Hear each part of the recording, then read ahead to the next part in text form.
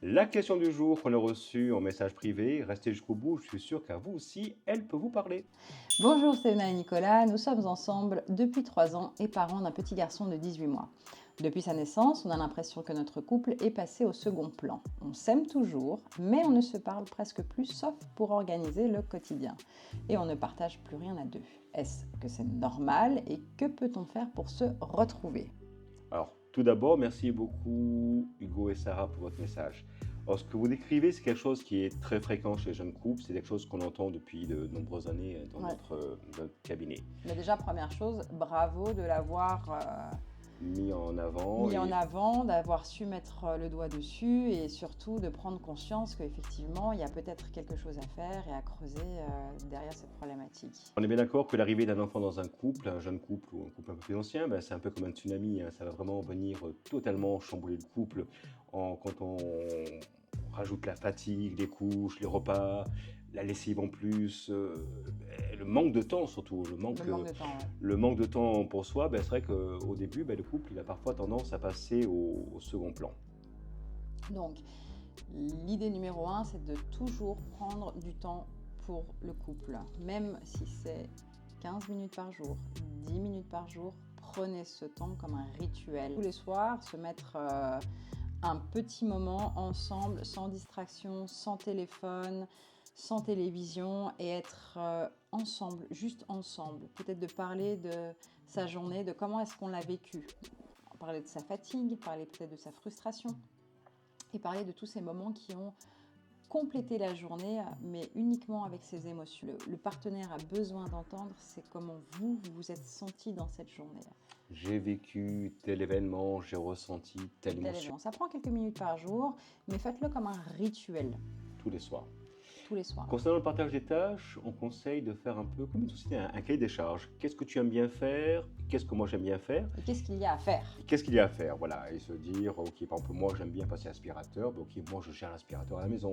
Ma femme, elle aime bien faire les courses, bah, ok, ben, c'est elle qui gère les courses. Et quand tout est bien défini, quand tout est bien dit, au bout du compte, on rentre beaucoup plus facilement dans quelque chose de plus stable. Ouais, et surtout, ça permet d'égaliser les tâches et de permettre à chacun de s'y retrouver, d'être moins fatigué.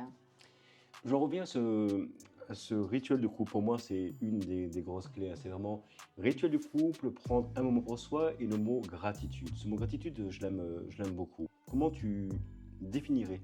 La gratitude. Ouais. Alors, la gratitude quand il est 21h le soir et que la journée a été très pesante et très fatigante, on n'en a pas forcément. La gratitude, ça peut être simplement une caresse, ça peut être simplement un regard, un sourire. Parfois, on n'a pas les mots parce que on est trop, il y a trop.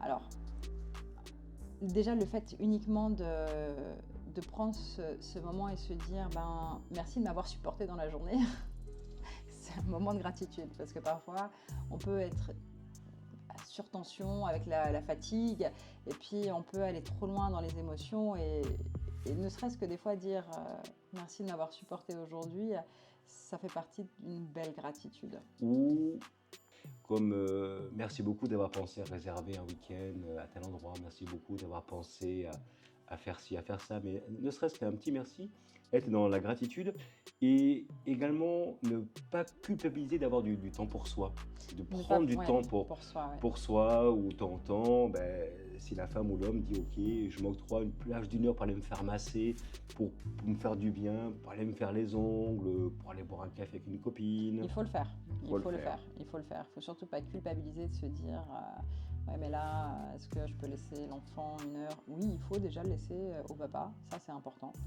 C'est très très important. Il y a le couple parental, c'est papa qui s'occupe de bébé, maman qui s'occupe de bébé et nous nous occupons de bébé. Chacun de façon équilibrée.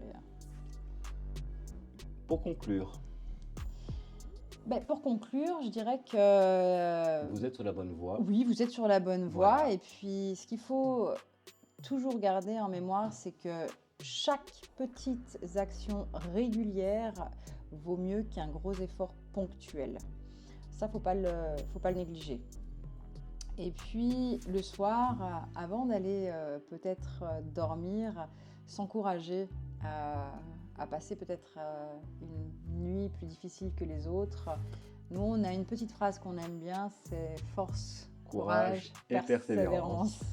Quand les temps sont difficiles et que certains moments avec les enfants, effectivement, on a ressenti des tensions et que le soir, on savait que le petit, il n'allait pas faire ses nuits et que ça allait être tendu et que les dents...